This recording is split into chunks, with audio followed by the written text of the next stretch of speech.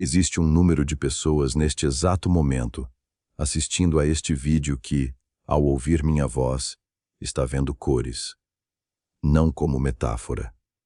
Cores reais, físicas, sobrepostas ao mundo, disparadas pelo simples som das palavras que saem da sua boca. E existe uma fração ainda menor dessas pessoas, capaz de sentir o gosto de um nome na língua, ou de enxergar os números de um calendário organizados no espaço como se fossem objetos sólidos, tangíveis, suspensos no ar à sua frente. Isso não é transtorno mental. Não é alucinação.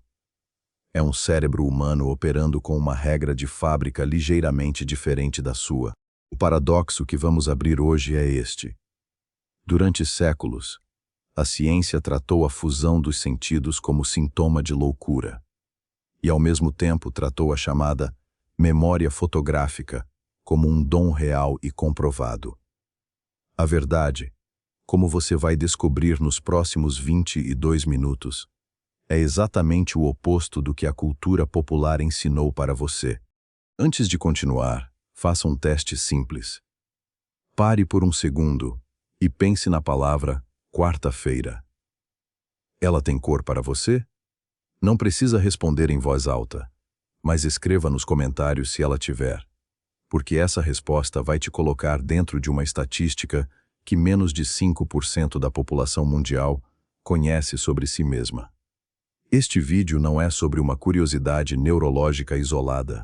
É sobre a arquitetura oculta da sua própria percepção e sobre um mito de memória perfeita que Hollywood vendeu para você e que nenhum laboratório do planeta jamais conseguiu confirmar. Vamos começar destrinchando o fenômeno central. Sinestesia é a condição neurológica na qual a estimulação de um canal sensorial dispara, de forma automática e involuntária, uma experiência em outro canal sensorial completamente diferente. É uma condição que gera uma interconexão entre modalidades sensoriais, na qual uma pessoa pode ser capaz de ver cores em números, degustar palavras ou cheirar sons. Repare na palavra involuntária.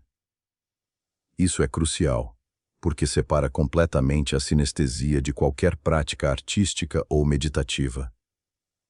Um sinesteta não escolhe ver o número 7 em tom violeta.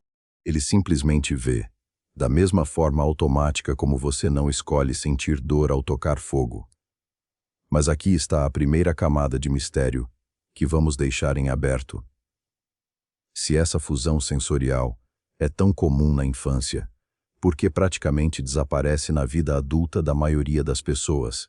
Existe algo acontecendo dentro do cérebro em desenvolvimento que apaga essas conexões, e os poucos que escapam desse apagamento carregam, para o resto da vida, um sistema operacional sensorial diferente do padrão da espécie. Essa pergunta puxa outra ainda mais perturbadora. E se a fusão dos sentidos não for a exceção, mas sim o estado original do cérebro humano, do qual todos nós fomos editados geneticamente para sair? Guarde essa ideia, porque ela vai reaparecer quando falarmos sobre a teoria evolutiva mais controversa, já proposta para explicar por que a sinestesia existe. Para entender a escala real do que estamos discutindo, precisamos falar de um homem russo chamado Solomon Chereshevsky. Ele foi um jornalista e mnemonista soviético ativo na década de 1920 e se tornou o sujeito do estudo de caso de Alexander Luria, A Mente de um Mnemonista, publicado em 1968. A história começou de um jeito banal. Chereshevsky participou de diversos estudos psicológicos conduzidos pelo neuropsicólogo Alexander Luria ao longo de 30 anos, depois de um episódio em que foi repreendido por não tomar notas durante uma reunião de trabalho. E, para o espanto de todos, conseguiu recitar o discurso inteiro palavra por palavra. Luria ficou obcecado.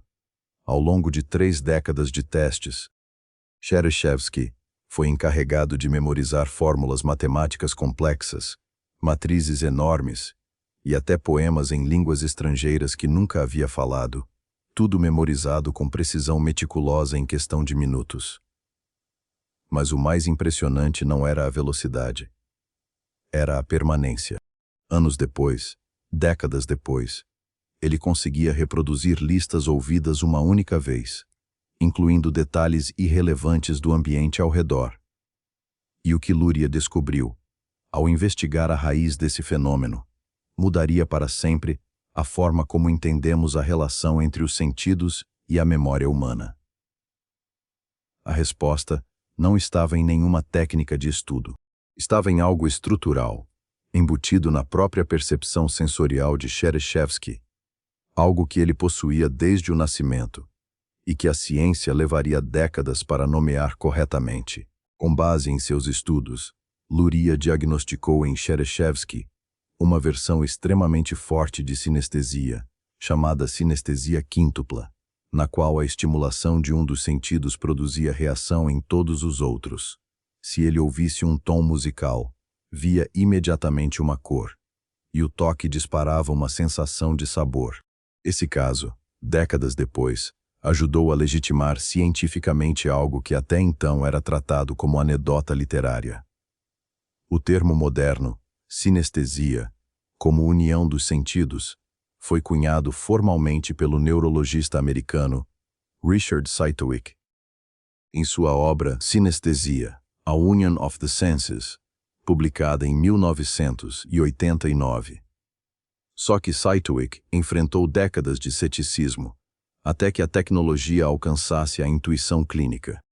A comunidade científica só passou a aceitar amplamente a veracidade dos relatos sinestésicos após pesquisas com imagens de ressonância magnética funcional do cérebro confirmarem o fenômeno biologicamente. Isso significa que, durante quase um século, milhares de pessoas relataram ver cores em números ou sentir sabores em palavras e foram tratadas como fantasiosas, ou pior, como mentalmente instáveis. Quanto à frequência real do fenômeno, os números divergem enormemente. Cytowic estimou que ocorre em 1 a cada 20.000 pessoas, enquanto Francis Galton, ainda no século XIX, calculou uma incidência de 1 em 20. Estudos sistemáticos mais recentes, conduzidos por Baron Cohen e colaboradores em 1996, apontam para uma prevalência de 1 em cada 2.000 pessoas. Essa disparidade brutal entre as estimativas não é um erro de método. É a pista de que a sinestesia pode ter formas tão sutis que a maioria dos portadores nem percebe que possui a condição. Vamos abrir agora o catálogo de variações, porque sinestesia não é uma condição única. É uma família inteira de fenômenos com mecanismos parecidos, mas expressões radicalmente diferentes. A mais estudada é a sinestesia grafema-cor, na qual letras e números disparam cores específicas e consistentes ao longo da vida da pessoa. Depois vem a cromestesia, em que sons, principalmente musicais, evocam cores. É a variante que Kandinsky, o pintor, alegava possuir, e que moldou boa parte da história da arte abstrata do século XX. Existe também a sinestesia léxico-gustativa, extremamente rara, em que palavras específicas disparam sabores na boca, e a sinestesia espacial de sequência, em que números, dias da semana e meses do ano são percebidos organizados fisicamente no espaço ao redor do corpo, como um mapa mental tangível. As variantes que envolvem tato e paladar são muito menos comuns, respondendo por menos de 5% aproximadamente dos casos registrados, embora todas compartilhem uma base neuroanatômica parecida. O que une todas essas formas é a estabilidade. O traço, que afeta um mínimo de 1 em cada 2.000 pessoas, e possivelmente até 1 em 200, se torna evidente desde a primeira infância, e uma vez estabelecidas essas associações sensoriais cruzadas, elas permanecem estáveis durante toda a vida. Isso significa que se você nasceu vendo terça-feira como um tom de laranja queimado, você verá terça-feira exatamente naquele mesmo tom aos 8, aos 30 e aos 80 anos. Não é criatividade. É hardware fixo. Aqui está a consequência real. O preço que se paga por ignorar esse conhecimento sobre o próprio cérebro. Se você não sabe que sua mente pode operar de formas tão diferentes da percepção padrão, você provavelmente está subestimando drasticamente a plasticidade da sua própria capacidade de memorização e aprendizado. Pesquisadores canadenses de Toronto revisitaram justamente o caso Chereshevsky, ao lado de outro exemplo, ficcional dessa vez. Funes, o Memorioso, personagem criado pelo escritor argentino Jorge Luis Borges. A pesquisa investigou 2 sujeitos com hipermemória, Chereshevsky, acompanhado clinicamente por anos por Luria, e Funes, e concluiu que ambos possuíam hipermemória, sinestesia e sintomas do que hoje chamamos de transtorno do espectro autista. Essa conexão entre memória extraordinária, fusão sensorial e um perfil cognitivo específico não é coincidência estatística. O estudo sugere que a hipermemória observada nesses sujeitos sinestésicos pode estar relacionada às características de síndrome do espectro autista associada a savantismo.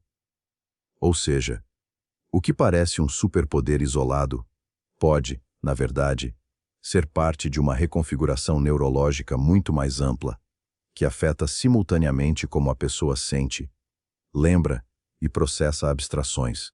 E é exatamente aqui que a história vira de cabeça para baixo, porque o próximo capítulo vai te obrigar a descartar tudo o que você aprendeu sobre memória fotográfica em filmes, séries e até em salas de aula.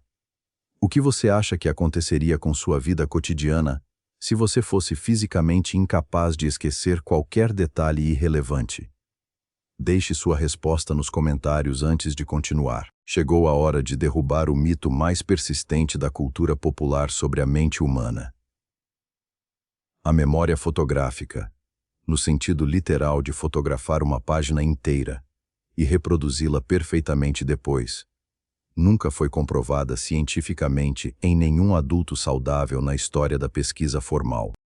Nenhum adulto saudável jamais teve comprovação confiável de armazenar e reproduzir páginas ou cenas inteiras com perfeição. O cético científico Brian Dunning revisou toda a literatura disponível sobre o tema em 2016 e chegou a uma conclusão desconfortável para quem cresceu acreditando nisso. Após revisar as pesquisas sobre memória eidética e fotográfica, ele concluiu que há uma falta de evidências sólidas de que a memória eidética exista entre adultos normais, e que não existe nenhuma evidência de que algo remotamente parecido com memória fotográfica exista de fato. O psicólogo Ralph Norman Haber conduziu um projeto de 10 anos, investigando memória eidética, e em um artigo de 1979, chegou à conclusão de que o conceito era praticamente inexistente em adultos. Isso derruba décadas de personagens de ficção, de Sherlock Holmes, a heróis de séries de televisão que fotografam cenas de crime com o olhar. Diversas pessoas afirmam ter memória eidética, mas a ciência nunca encontrou um único caso verificável de memória fotográfica, sendo que a imagética eidética é praticamente inexistente em adultos. Então, se a memória fotográfica clássica não existe, como explicar Chereshevsky? A resposta que a neurociência encontrou é ainda mais fascinante do que o mito. A maioria das pessoas que demonstra habilidades de memória extraordinárias usa estratégias mnemônicas, principalmente o método de Loci, incluindo todos os campeões do Campeonato Mundial de Memória e a maior parte dos casos científicos conhecidos de memórias excelentes, como o próprio Solomon Chereshevsky. Isso significa que Chereshevsky não era um gravador biológico passivo. Ele era, tecnicamente falando, um mnemonista ativo, e sua sinestesia funcionava como um amplificador orgânico dessas técnicas, não como uma câmera. Sua história gera confusão porque muitas pessoas não percebem que os dons de memória de Chereshevsky eram uma mistura de uma condição mental congênita com técnica mnemônica deliberada. Quando ele memorizava listas absurdas de números, ele não estava fotografando a lista. Ele estava construindo, em tempo real e de forma automática, cenas visuais elaboradas onde cada número virava um personagem com corpo, textura e comportamento próprios. E depois caminhava mentalmente por essas cenas para recuperar a informação. Essa é, essencialmente, a técnica milenar do Palácio da Memória, só que turbinada por um cérebro que gerava essas imagens sem esforço consciente, de forma automática, graças à sinestesia. A pergunta que fica no ar é perturbadora. Se o dom de Cherysheevsky era, na prática, uma técnica de memorização natural e automática, isso significa que qualquer pessoa comum, ao aprender deliberadamente a cruzar seus próprios sentidos ao memorizar informação, poderia se aproximar artificialmente dessa capacidade? A resposta parcial está guardada para o final deste vídeo. Mas primeiro você precisa entender o preço terrível que Cherysheevsky pagou por esse dom. Por que não?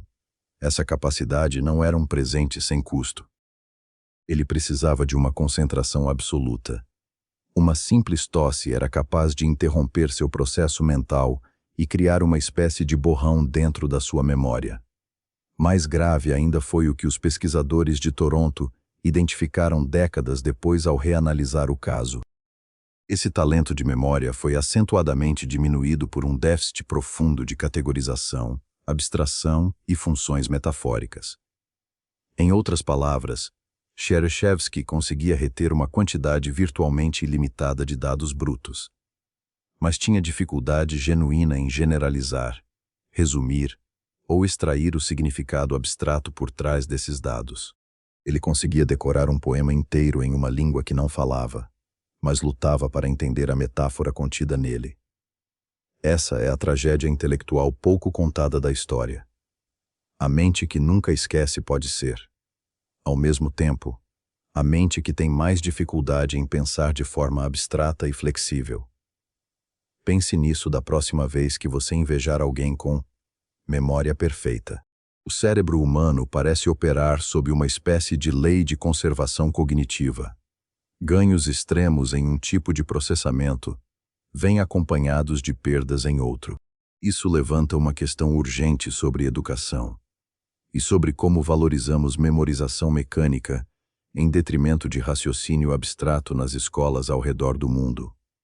Um assunto que merece, sozinho, uma investigação completamente separada e que pode virar o próximo vídeo deste canal se você pedir isso nos comentários agora. Vamos agora à raiz biológica de tudo isso. A explicação que a neurociência moderna oferece para por que alguns cérebros cruzam os fios sensoriais e a maioria não. A hipótese mais aceita atualmente vem diretamente da dupla Ramachandran e Hubbard e envolve uma estrutura cerebral chamada giro fusiforme. A observação de que apenas o formato visual real do grafema, e não o conceito numérico abstrato, evoca a cor, é consistente com a ideia de cross-ativação dentro do giro fusiforme, porque essa estrutura representa os grafemas, não o conceito. Traduzindo, em regiões do cérebro fisicamente próximas umas das outras, existe uma área que processa a forma das letras e números, e logo ao lado, uma área que processa cores.